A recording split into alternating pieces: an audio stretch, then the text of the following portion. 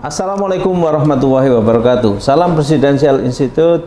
Kita menarasikan berbagai hal, masalah-masalah kebangsaan, ekonomi, politik, budaya, sosial, dan lain sebagainya. Kali ini kita akan mencoba mencermati untuk kesekian kalinya tentang dana BLBI Gate.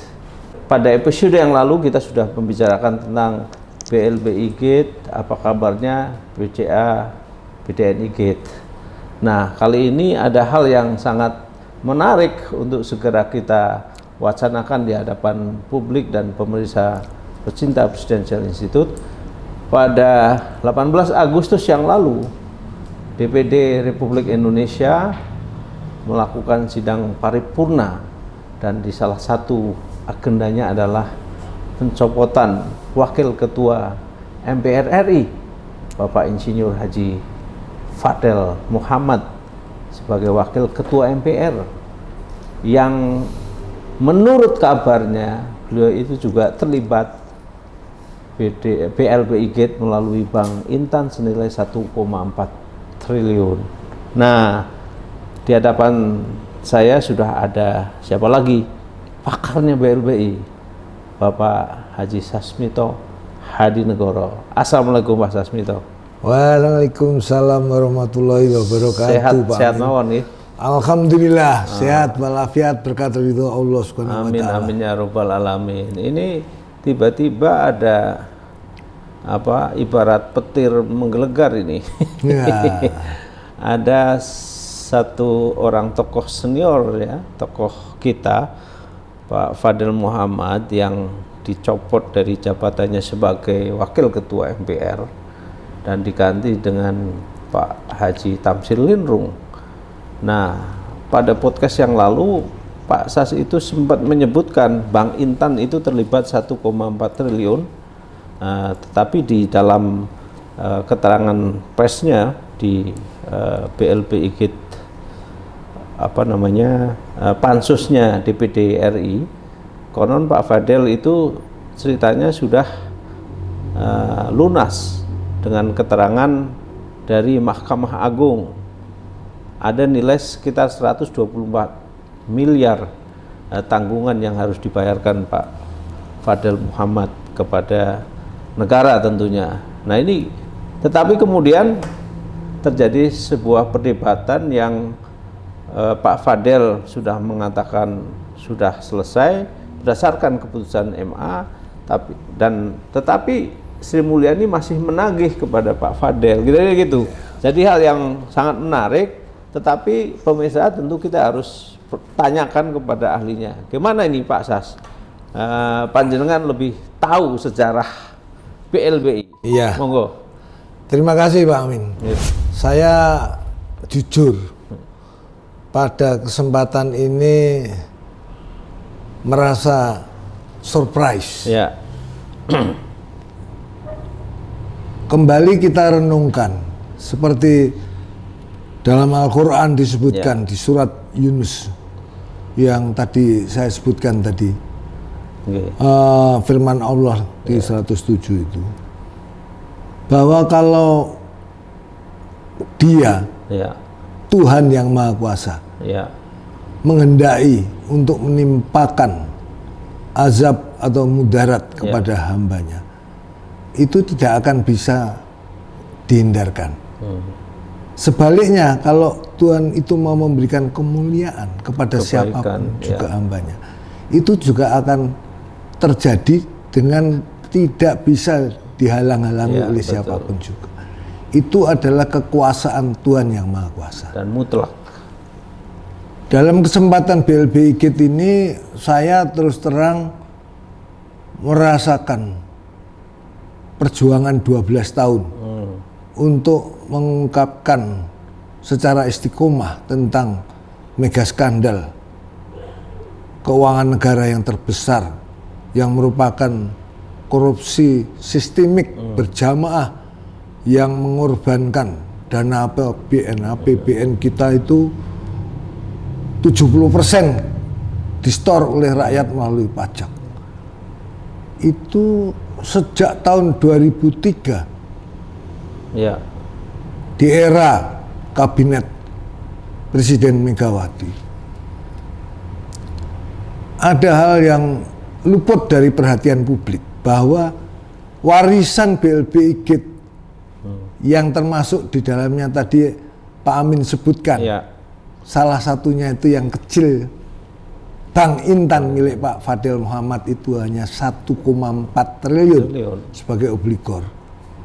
Itu jumlah total BLBI Gate yang terjadi sebagai warisan Presiden Soeharto di Orde Baru tahun 98, 135 triliun.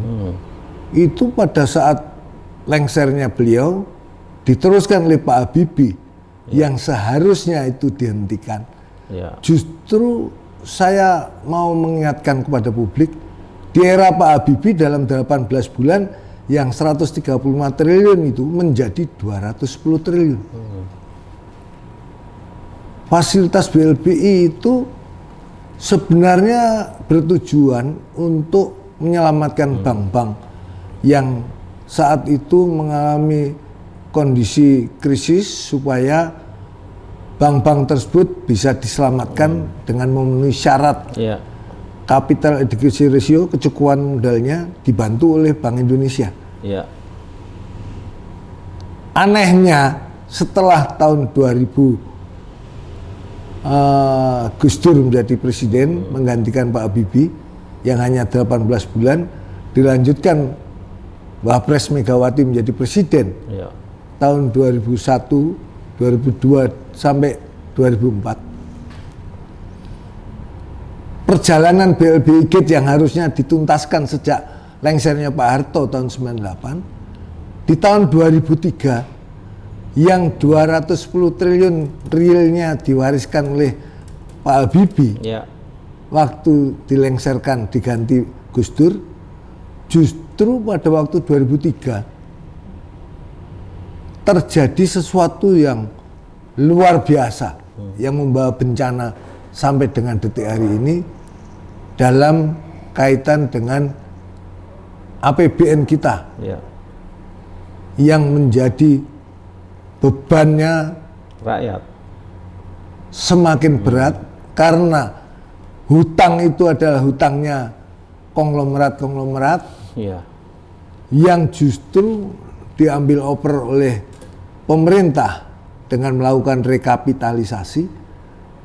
Pada waktu era Menteri Keuangan Budiono 2003 dengan sekretaris KSSK-nya Dr. Sri Mulyani, yang 210 triliun warisan dari era Pak Habibie, justru ironisnya direkap menjadi 430 triliun dan sesuai arahan IMF dicadangkan pemberian bunga obligasi rekapitalisasi pemerintah 600 triliunan. Hal ini yang perlu dicermati. 18 Agustus kemarin obligor-obligor BLBI ini mulai diundang oleh Pansus BLBI. Dimulai dengan saudara Fadel Muhammad sebagai pemilik Bank Intan, yang kebetulan yang bersangkutan sebagai wakil ketua MPR. Yang dulunya Pak Fadel itu politisi Golkar, pernah menjadi ketua Komisi 11 atau Komisi Keuangan Perbankan di DPR RI. Pada periode ini dia menjadi anggota fraksi Dewan Perwakilan Daerah atau utusan daerah, bukan dari parpol. Wakil ketua MPR. Sebagai wakil ketua MPR. Nasibnya mungkin kurang beruntung. Pada waktu diundang 18 Agustus, terungkaplah bahwa sebenarnya Menteri Keuangan Sri Mulyani justru masih menagih pemilik Bank Intan ini yang 1,4 triliun fasilitas BLBI-nya, dianggap masih punya kewajiban 124 miliar, yang mana Pak Fadel mengungkapkan di Pansus BLBI, saya cermati, menyampaikan laporan justru dia sudah merasa clear and clean dengan menuntut sampai ke Mahkamah Agung dan dinyatakan oleh Mahkamah Agung Pak Fadil itu dimenangkan, dibebaskan dari tagihan tersebut. Tapi ternyata apa yang terjadi? Pak Fadil yang merasa menang sampai Mahkamah Agung terus menyampaikan kepada DPD RI melalui Pansus BLBI DPD RI, surat keterangan lunasnya itu tidak dipegang oleh Pak Fadil. Ini yang secara legal formalnya Pak Fadil itu belum mempunyai kekuatan pengakuan pelunasan BLBI kitnya yang sisa 124 miliar itu dianggap kemudian oleh para senator di DPD RI, Pak Fadil itu kemudian diberikan mosi tidak percaya dengan adanya penandatanganan lebih 100 orang senator untuk 97 orang persisnya dari 135 orang anggota DPD RI. Sehingga dengan demikian maka yang terjadi Pak Fadil Muhammad sebagai wakil ketua MPR dicabutlah kepercayaan dari fraksi DPD RI sebagai wakil ketua MPR.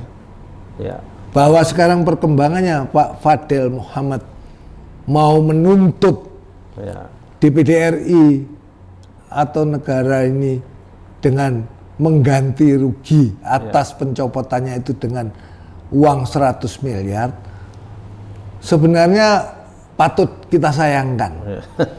Sebagai seorang senior politician yang sekarang sebagai wakil ketua MPR, mestinya kalau saya sebagai pengamat ekonomi khususnya di bidang BLBI KIT ini selama 12 tahun, Pak Fadil Muhammad mungkin kalau merasa urusannya itu sudah clear tapi ternyata menjadi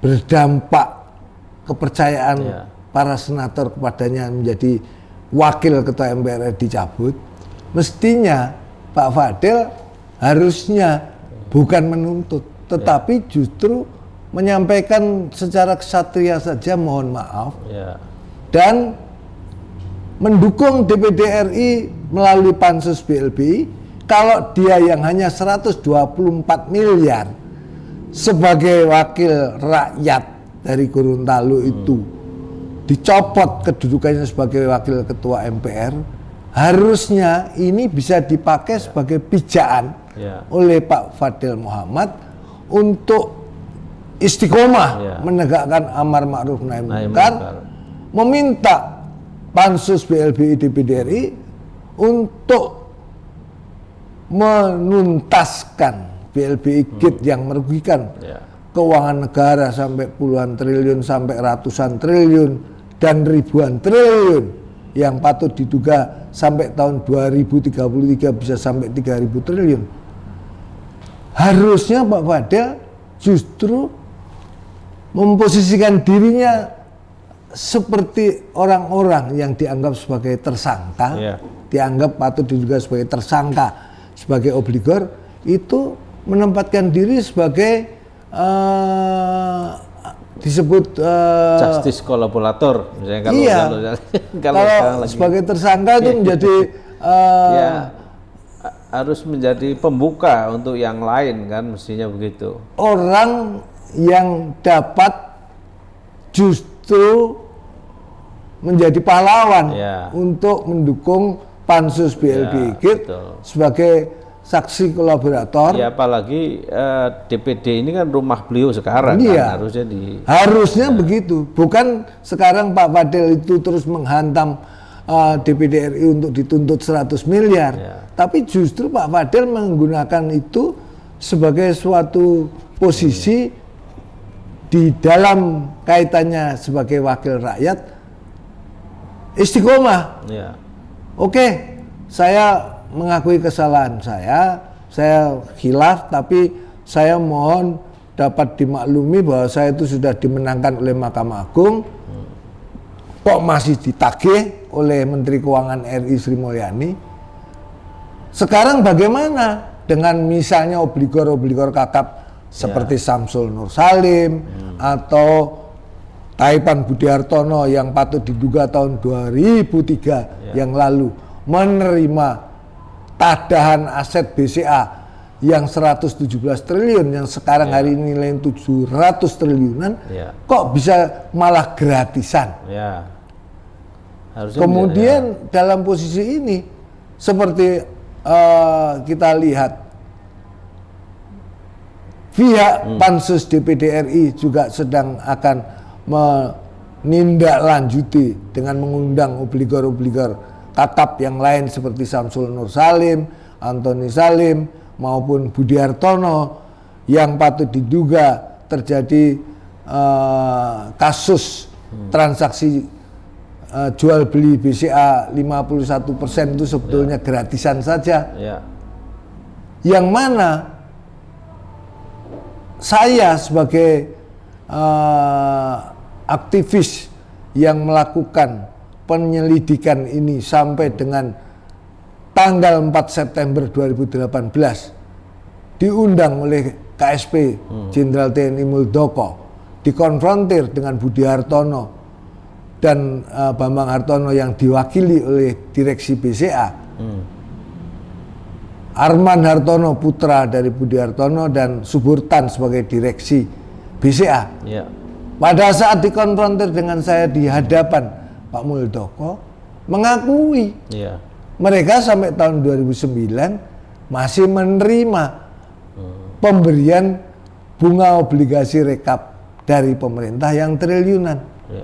Artinya apa? Sesuai Undang-Undang Tipikor, kalau kita menemukan data dan fakta bahwa dalam konteks BLBI Gate yang besar-besar seperti ini bisa kita angkat ini menjadi sesuatu yang harusnya Menteri Keuangan khususnya yang mau mengumpulkan penerimaan negara dalam kondisi shortage, yang kakap-kakap yang ratusan triliun ini harusnya juga diselidiki lebih serius untuk diungkap kembali.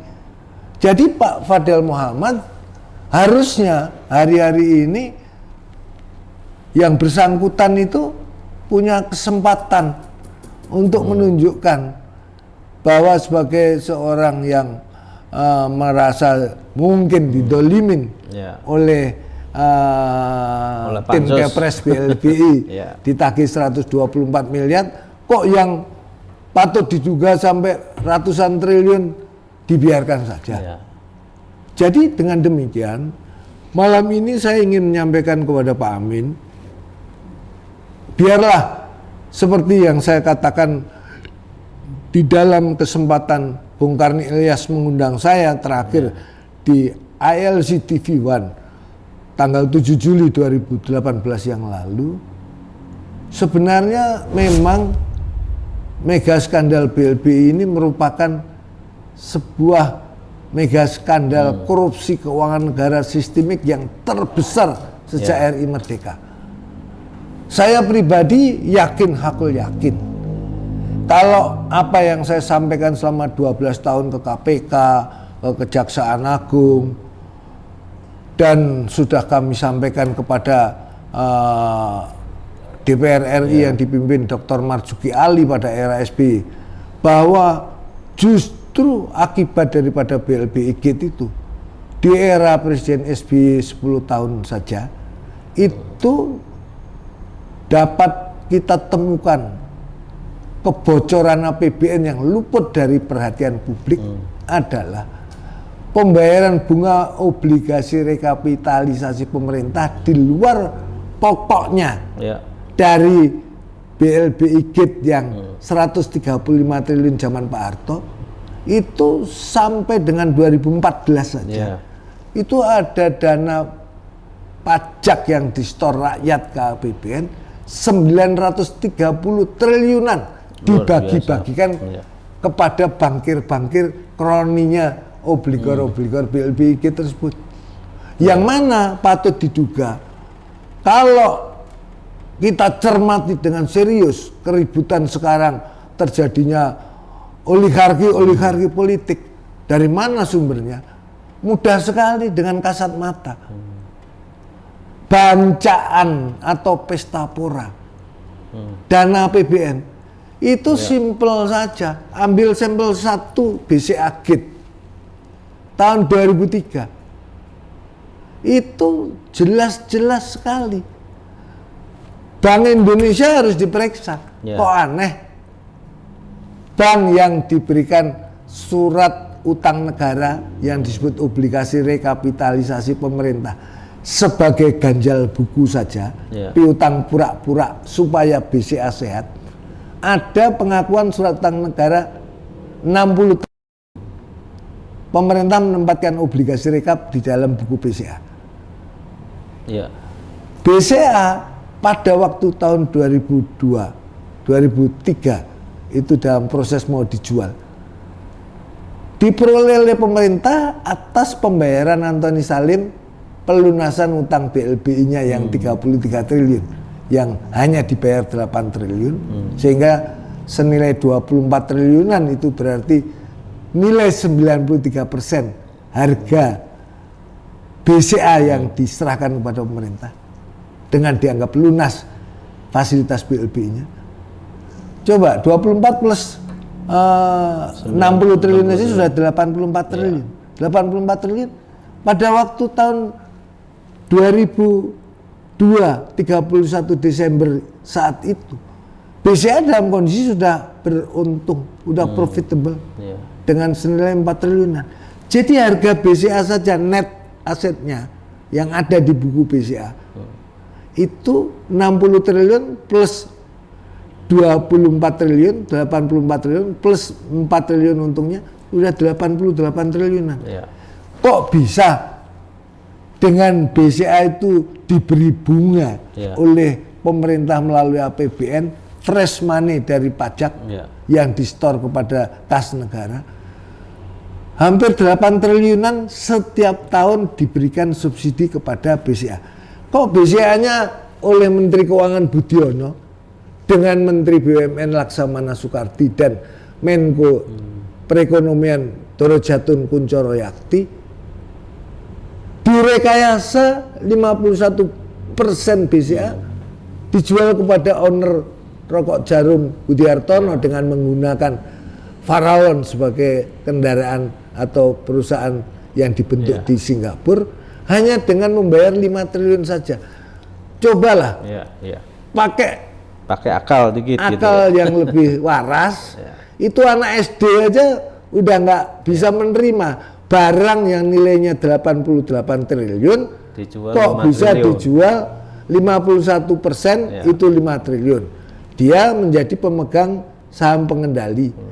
Tiap tahun terima subsidi dari pemerintah dan diakui sampai tahun 2009 yang lalu masih menerima subsidi tersebut. Sampai saya katakan kepada Arman Budi Hartono di hadapan Pak Muldoko dan Suburtan dan disaksikan mantan Jam Intel Mayor Jenderal Samsudjalal bahwa patut diduga Budi Hartono itu sebagai tukang tadah menjarah aset negara yang saya minta kepada Pak Muldoko untuk menyampaikan kepada Presiden Jokowi dalam situasi negara sedang shortage ini BCA harus diusut untuk diambil kembali. Mestinya begitu ya. Harusnya dengan logika yang waras begitu. Terus gini, Prof Sas. Kalau menurut Ketua Pansus DPD RI Pak Bustami itu bilang bahwa kembali ke Pak Fadel tadi, pencopotan Pak Fadel ini diantaranya untuk menjaga marwah dan martabat DPD. Nah, DPD ini kan luar biasa serius sebenarnya untuk sampai membuat pansus tersendiri dan sebagainya. Ini kan suatu terobosan yang luar biasa dari DPD yang dari semuanya terbatas, fasilitas terbatas semuanya, tapi mereka mampu membuat satu terobosan yang luar biasa menurut hemat saya. Ya. Nah, harapan Pak Sas terhadap gonjang-ganjing yang sekarang Pak Fadel mau menggugat DPD, kemudian satu sisi Pak Fadel juga menyatakan ia menerima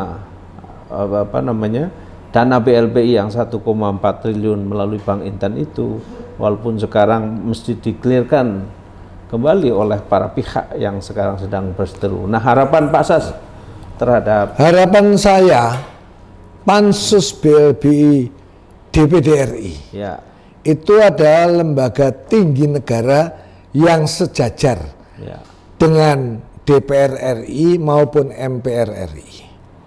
Yang mana DPD RI ini diwakili para senator ya, yang dipilih secara langsung oleh rakyat di masing-masing daerah pemilihannya tanpa bisa diintervensi oleh partai politik. ya, Pada saat saya tahun 2012 diundang oleh Ketua DPR RI Marzuki Ali ya, dengan dihadiri seluruh ketua fraksi dan ketua komisi 3 dan komisi 11 yang waktu itu Dr. Azhar Aziz masih hidup, ya, masih ada, ya, mengakui apa yang saya sampaikan adanya masalah yang terkait pembobolan APBN yang digunakan untuk membayar bunga obligasi rekap. ya, Dengan DPD RI sekarang serius, ada entry point seorang wakil ketua MPR seperti Profesor Dr. Insinyur Fadel Muhammad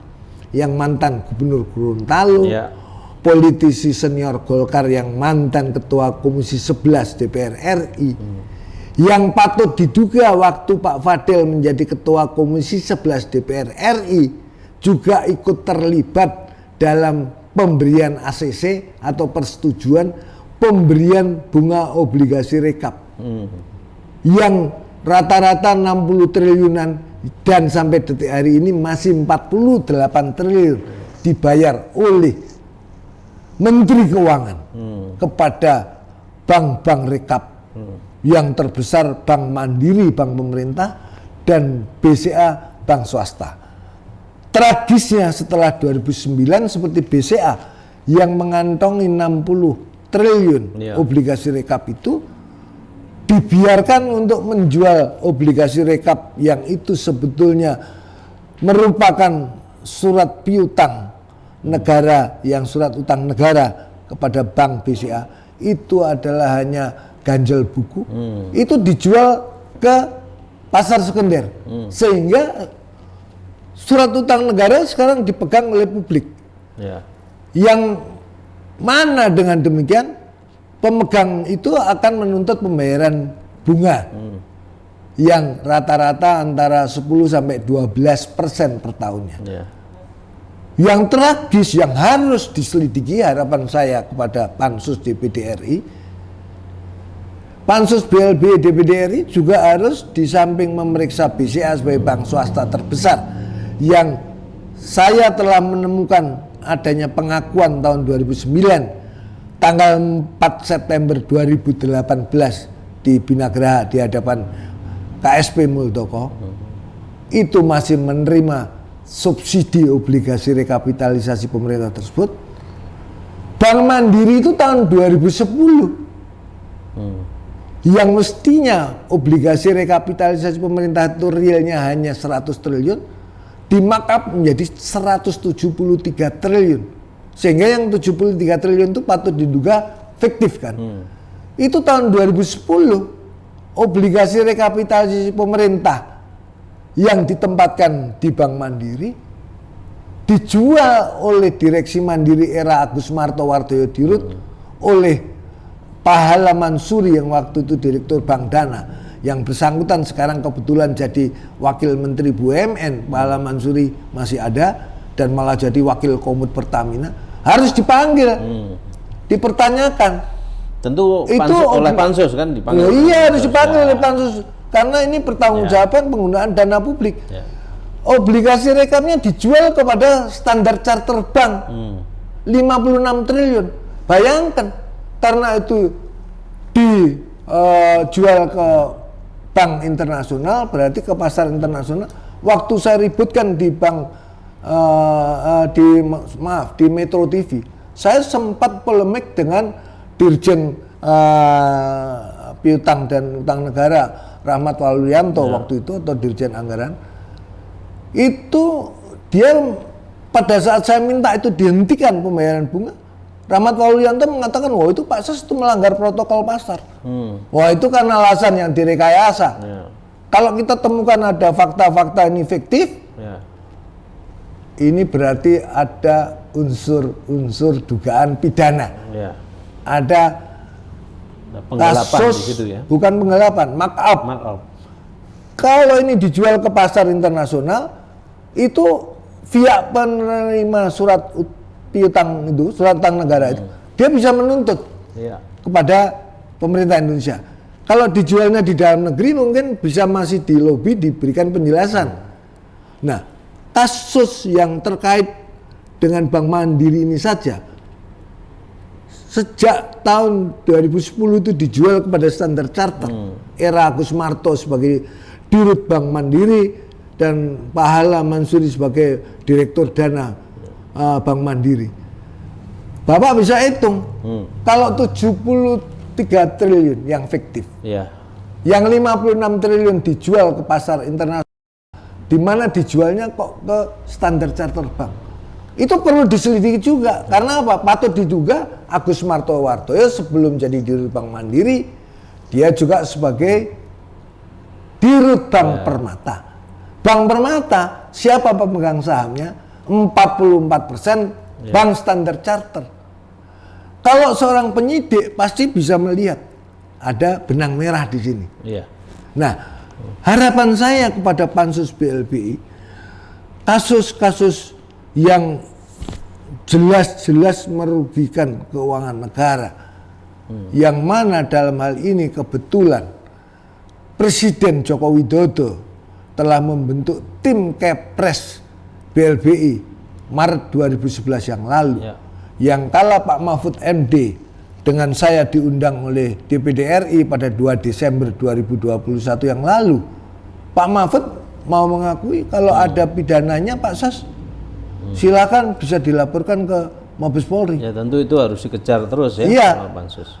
Karena saya sebagai ketua tim pengarah tim Kepres hanya diberikan tugas menagih secara perdata yang 110 triliun. Tapi Pak Mahfud mengatakan kalau seperti ada temuan saya yang patut diduga ada intellectual fraud semacam itu, mengapa tidak dilakukan penyelidikan lebih serius oleh Pansus BLBI DPD RI, yang inilah sebagai entry point, pintu masuk, sehingga Pansus BLBI DPD RI yang akan bertugas sampai 31 Desember 2022 ini mempunyai peluang, masih bisa harus mengundang Agus Martowardoyo dan Pak Hala Mansuri terkait dengan obligasi rekapnya di Bank Mandiri yang patut diduga fiktif 73 triliun dan dijual ke Standard Chartered 56 triliun. Ini pertanggungjawabannya harus transparan sesuai Undang-Undang Nomor 17 Tahun 2003, bahwa masyarakat itu berhak mengetahuinya.